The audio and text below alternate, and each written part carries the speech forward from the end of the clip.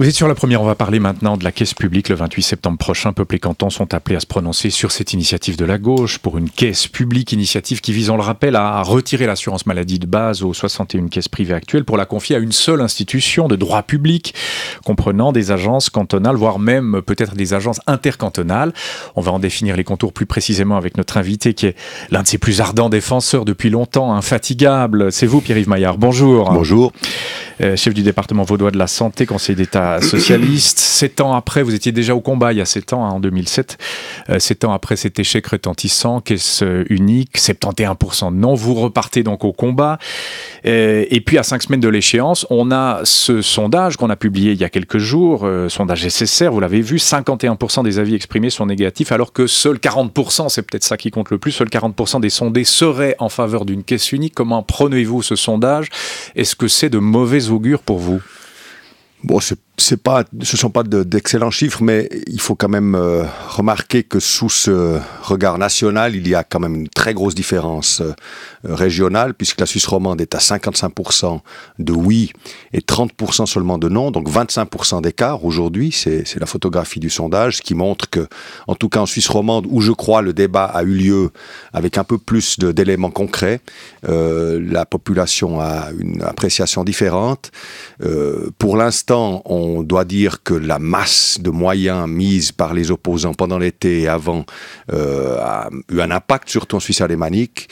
Probablement que le débat qui va venir ces prochaines semaines, où j'espère on sera un peu plus concret, notamment on pourra évoquer ce qui se présente l'an prochain et l'année suivante, c'est-à-dire en 2016, du point de vue des primes, devrait éclairer un peu un certain nombre de problèmes fondamentaux qu'il y a dans ce système, qui, à mon avis, peuvent trouver une issue rapide et simple avec l'initiative, mais si cette initiative devait être refusée, de toute façon, des solutions beaucoup plus drastiques que celles qui sont proposées seront nécessaires, sauf avoir un chaos qui me paraît vraiment programmé. Pourquoi est-ce si difficile, on l'entendait tout à l'heure à 7h, de réformer le système de santé suisse ? Il y a eu cet échec flagrant, 71% de non en 2007, on a eu 5 ou 6 votations sur ce sujet, les Suisses ont toujours dit non, et en 2007, on peut quand même préciser qu'à l'époque, c'était encore plus draconien, encore plus pointu en quelque sorte, puisqu'il s'agissait de moduler les primes selon le revenu et la fortune des assurés. Là, c'est pas le cas en 2014.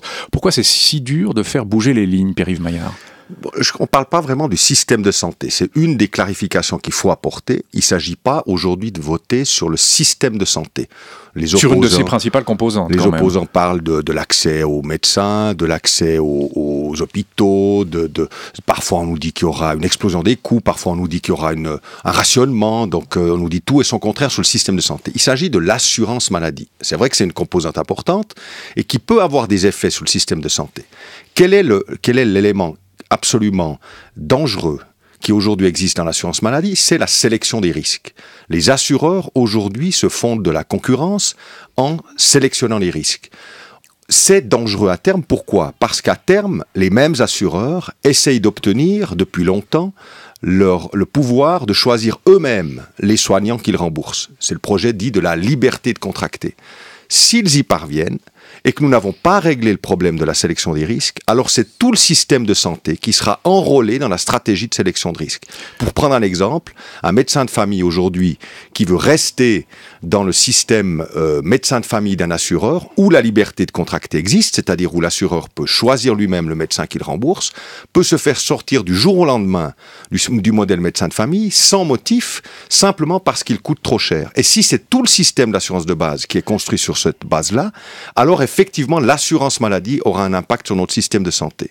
Il faut donc guérir le système d'assurance maladie du phénomène de la sélection de risques. Or, les propositions de primes des assureurs pour l'an prochain montrent que tout ce qui a été fait jusqu'à présent, y compris la dernière réforme de 2012, n'ont absolument rien fait pour freiner l'écart qui se creuse entre assureurs. Alors Pierre-Yves Maillard, vous connaissez l'argument, d'ailleurs c'était déjà le même en 2007, celui des opposants qui disent que la caisse unique ou la caisse publique en l'occurrence transparence cette année ne changera rien à la spirale infernale des coûts. On va tout de suite le voir. Georges Pop, vous êtes avec nous, avec ce titre qui barre la une du journal Le Temps. Une caisse publique, oui c'est ça, ne change rien à la spirale infernale des coûts. Oui, au conditionnel, il faut quand même bien le souligner. Le quotidien rapporte les propos de l'économiste de la santé Alberto Olli de HSC Lausanne, qui estime qu'aujourd'hui, partisans et opposants peuvent bâtir le scénario qu'ils veulent. En définitive, l'initiative, dit-il, ne porte pas sur l'organisation du système des soins et ne dit pas comment on pourrait réduire les coûts de la santé, qui représentent quand même 90 à 95% de la facture totale. Certes, ajoute-t-il, une caisse publique apporterait davantage de transparence, mais je m'interroge, ajoute-t-il, sur la capacité d'une caisse publique à constituer de véritables réseaux de soins. Propos, à vrai dire, un peu plus nuancés dans la Berner Zeitung ce matin. On l'a entendu à 7h moins quart de la bouche de Patrick Chaboudet. Selon elle, la conséquence d'une caisse unique ne serait pas une baisse généralisée des primes, non, mais plutôt une forme d'égalisation à un niveau moyen. Les clients des caisses les plus avantageuses devront payer des primes plus élevées. À l'inverse, ceux qui sont affiliés à des caisses maladie à primes élevées débourseront sans doute moins, notamment dans les villes. Pierre-Yves Maillard, ce sur quoi réagissent les gens, c'est souvent le porte-monnaie, on le sait. J'ai envie de vous poser ou de vous reposer une énième fois la question, est-ce que cette caisse publique va faire baisser les primes, oui ou non ? On peut répondre de manière très simple. Avec une caisse publique, avec l'initiative, on ne peut pas prendre de grands engagements sur le futur parce que beaucoup de choses seront discutées par le Parlement, mais on peut prendre un engagement simple. Quand les coûts augmentent de 2% dans un canton, toutes les primes de tous les assurés augmenteront de 2%. Quand les coûts augmentent de 3, les primes de tous les assurés augmentent de 3. Quand les coûts augmentent de 5, alors les primes de tous les assurés augmentent de 5. Alors avec la caisse publique, si les coûts augmentent de 3... Ça veut dire qu'aujourd'hui, vous avez une hausse de coûts moyenne depuis 10-12 ans de l'ordre de 3% à l'échelle suisse, de l'ordre de 2% dans mon canton. Mais par exemple, l'an prochain, les propositions de primes des assureurs dans mon canton varient de 1% à 14% d'augmentation. Et pas pour des assureurs exotiques, pour de grands assureurs. Et j'ai contrôlé chez les autres cantons, nous aurons également des hausses à 13-14%. En Appenzell, nous aurons des hausses massives également dans d'autres cantons alémaniques. Vous aurez à Bâle, par exemple, l'écart entre Assura, qui est le meilleur marché, et l'assureur le plus cher qui est de l'ordre de 200 francs par mois, cet écart se creusera légèrement encore. Donc tout ce qu'on a dit sur le fait qu'on allait rapprocher ces primes ne se passe pas. Alors quel est l'engagement que vous prenez ce matin, Pierre-Yves Maillard ? C'est de dire que vous allez lisser ces augmentations, vous allez égaliser tout ça avec la caisse publique, c'est ça l'engagement ? Si vous mettez tous les risques d'un canton, tous les malades et tous les biens portants d'un canton, et que vous les couvrez par une seule agence, la proposition de l'initiative, les primes sont le reflet exact pour chacun de l'augmentation des coûts. Comment expliquerons-nous aux dizaines de milliers de Vaudois et aux dizaines de milliers, aux centaines de milliers d'autres en Suisse qui l'an prochain auront une hausse de 14% de leurs primes ? Comment est-ce qu'on leur expliquera que c'est lié aux coûts ? Comment voulez-vous qu'ils comprennent qu'avec des hausses de coûts à 3%, certains aient des hausses de primes à 13 ou 14%? La seule explication, c'est la sélection des risques. C'est que dans le portefeuille d'assurés de ces assureurs, eh bien, les biens portants sont partis vers les caisses bon marché et les malades restent. Ce qui fait que l'écart se creuse et qu'on commence à avoir maintenant, pour le même produit, les mêmes prestations, des primes à 380 francs dans mon canton et d'autres qui seront à 550. Et ça, évidemment, ça va faire que le mouvement va s'amplifier. Et on vient avec un vague en plâtre sur la jambe de bois qui s'appelle compensation des risques, qu'on ne cesse d'améliorer alors que le phénomène ne cesse de s'amplifier. C'est ça qui changera avec l'initiative, c'est que chacun aura sa prime qui évoluera strictement comme les coûts, ce qui est très très nécessaire pour la transparence du système et pour le pilotage du système. Donc l'argument de la baisse des coûts n'est pas le premier argument, vous dites ça évoluera de manière transparente, c'est ça. Ça évoluera en fonction des coûts. Or, les coûts de la santé ne cessent d'augmenter. Donc ça me sert à quoi de voter oui ? À quoi ça sert de voter oui si les coûts ne vont pas baisser ? C'est énorme d'avoir la transparence. C'est une condition de base. C'est le premier pas vers une baisse des coûts. Comment voulez-vous expliquer à des assurés que vous devez concentrer l'offre hospitalière, que vous fermez par exemple une maternité si sa prime augmente de 12% l'année d'après qu'on a fait cette réforme? L'année où nous avons dû fermer la maternité de Saint-Loup dans le canton de Vaud, cette année-là, on espère avoir fait peut-être 1 à 2 millions d'économies pour l'assurance de base. Cette année-là, les Vaudois ont payé 100 millions de plus que ce qu'ils ont coûté à l'assurance maladie. Parce qu'au-delà de l'incompréhension qu'il y a d'un assureur à l'autre, il y a eu tout le phénomène des transferts de financement d'un canton à l'autre. Que permet le système actuel? Dans un système tel que l'initiative le prévoit, on a une agence par canton, ce qui est une garantie que les primes d'un canton servent au coût d'un canton. On n'a aucune garantie de ce type-là. Donc la transparence, c'est la condition. Et par ailleurs, si une fois vous avez mis la transparence, c'est-à-dire que quand un canton fait des efforts pour maîtriser les coûts, l'ensemble de la population en profite, vous pouvez créer une confiance dans le système pour peut-être prendre des mesures intelligentes de modération de coûts. Sans compter qu'une caisse qui couvre l'ensemble des coûts de la maladie, de la naissance jusqu'à la mort d'une population, a un intérêt bien plus grand qu'aujourd'hui à investir dans la prévention, à investir dans la coordination des soins, tout investissement qui ne sont rentables qu'à moyen et long terme, et qu'aujourd'hui un assureur n'a aucun intérêt à payer puisqu'il a un contrat de 12 mois avec chacun de ses assurés. Donc c'est ça qui va, à mon avis, créer les conditions peut-être, et on peut l'espérer, d'une modération des coûts. Tout est dans le peut-être. Vous reconnaissez que c'est aussi face à ce peut-être que les Suisses, et peut-être c'est ce qui est dit dans le sondage, sont assez sceptiques. Moi, ils ne voient pas de lien de cause à effet. D'une politique qui repose sur des faits et qui repose sur des analyses objectives. Et je pense que c'est comme ça que la démocratie progresse. Je dirais jamais, je vous garantis une baisse des coûts, je fais pas campagne avec des slogans, je fais campagne avec des analyses, celles qu'on avait faites en 2007 se sont quand même révélées passablement justes. On m'avait contesté à l'époque. Je constate qu'aujourd'hui, aucun des problèmes que nous avions soulevés en 2007 n'est réglé. Il va falloir les régler, votation ou pas, et je ne suis pas prêt à faire des grandes promesses, mais ce qui est, me semble-t-il, absolument indispensable, c'est d'aborder le sujet, qui est celui de la sélection de risques, et là-dessus, je peux vous dire que quand on y vient, aucun opposant n'a de vrais arguments à opposer aux analyses que nous faisons. Juste un chiffre quand même, Pierre-Yves Maillard, parce qu'il faut bien entendre ou disons citer ce que disent les caisses. Les caisses disent que sur 100 francs de prime, seuls 5 francs servent à couvrir les frais administratifs, dont les frais de marketing, etc. Ce sont des chiffres fallacieux, non ? Non, mais bien sûr.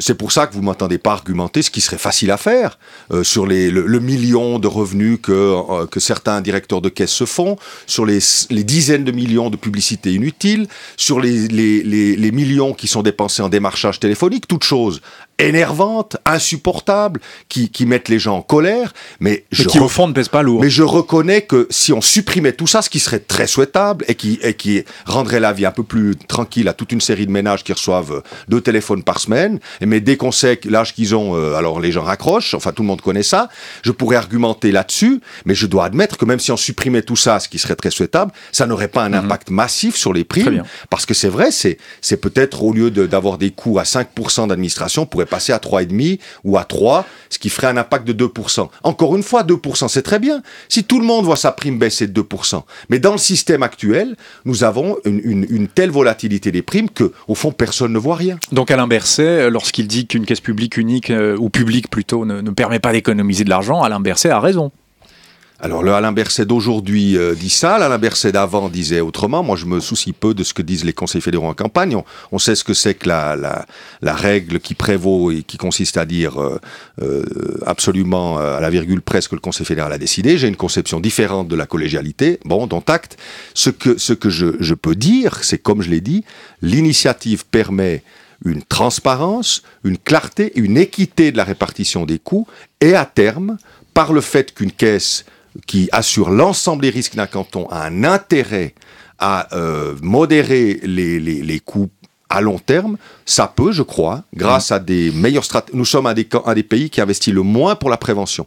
L'OCDE, qui n'est pas un repère de gauchistes, fait ce reproche-là à la Suisse et dit c'est au fond la seule vraie lacune que vous avez, c'est un investissement trop faible pour la prévention. Mais quel est l'intérêt d'un assureur aujourd'hui d'investir pour la prévention quand il sait que chacun de ses assurés peut le quitter après 12 mois ? Vous n'avez pas d'effort de prévention qui fait de l'effet sur 12 mois. Si vous avez une couverture de l'enfance jusqu'au décès, eh bien vous avez un intérêt à faire en sorte qu'une population adopte un certain nombre de comportements favorables à la santé. Idem dans la coordination des soins. Se coordonner entre différents intervenants autour d'un patient, ça coûte. Il faut se parler, il faut un réseau informatique, il faut donc investir. Mais les médecins ne le font pas, personne ne leur paye ces prestations-là. Si on a un assureur qui doit couvrir l'ensemble des coûts, il a intérêt non pas à chasser les diabétiques ou à chasser les gens qui ont le cancer chez l'autre assureur, il a un intérêt à faire en sorte que les soins aux diabétiques, les soins à la personne qui a le cancer soit les plus rationnels possibles, et on peut faire de meilleurs soins, parfois avec moins de dépenses dans ce domaine-là, notamment en coordonnant mieux les médicaments.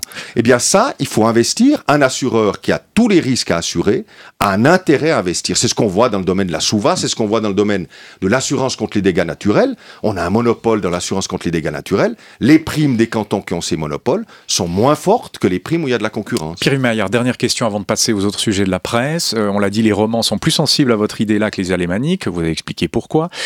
Si jamais c'est non sur le plan national le 28 septembre, mais que les romans, largement ou pas, disent oui, vous allez poursuivre le combat en direction de la Suisse romande. Peut-être imaginer la création d'une caisse romande, d'une caisse cantonale. Vous allez faire quoi après ça? Comment interpréter ce vote, le cas échéant? Il faut déjà aller au bout de la campagne, se battre pour cette initiative, parce que le sondage ne donne pas des signaux très optimistes à l'échelle nationale, mais ça peut bouger. On l'a vu lors d'autres votations, ces sondages ne sont pas toujours très clairs. Et surtout, je pense que le débat autour des primes de l'an prochain peut faire encore évoluer les choses. Donc on va se battre pour cette initiative. Après, la seule chose que je peux vous dire, c'est que les problèmes que nous avons soulevés subsisteront. Et d'ailleurs, il y a une forme quand même de déni démocratique d'avoir accéléré le processus pour absolument voter en septembre 2014. Des informations que j'ai, je sais que les primes 2015 seront mauvaises, avec un éclatement entre les assureurs, mais je sais aussi qu'en 2016, on annonce encore pire. On aurait dû voter quand? Et je comprends mieux maintenant pourquoi la droite du Parlement, qui est tout de même très très proche des assureurs, quand elle n'est pas carrément, on aurait dû voter quand elle ne reçoit carrément pas des financements directs d'eux, la droite du Parlement a à tout prix voulu éviter l'année 2015. On nous a dit que c'était pour pas mettre ça en année électorale, pour pas faire une fleur au PS. Ça, au fond, ça n'a rien à voir. C'est parce que les primes 2015 vont mettre les gens sur les pattes arrière, mais les primes 2016 encore plus. Et c'est au fond uniquement pour ça qu'on a accéléré le processus. Seulement dans une démocratie, les gens ont de la mémoire. Et cette manœuvre-là, quand elle apparaîtra, à mon avis, sera très très mal vécue. Les gens se diront on a été trompés, ce sera trop tard. Mais en tout cas, ce qui est sûr, c'est que les problèmes seront encore plus graves, à mon sens, dans 12 mois, et qui devront rencontrer une solution. Ça peut passer par des caisses publiques cantonales, si les cantons le souhaitent. Ça peut passer par d'autres réformes beaucoup plus importantes que celles qui sont aujourd'hui envisagées.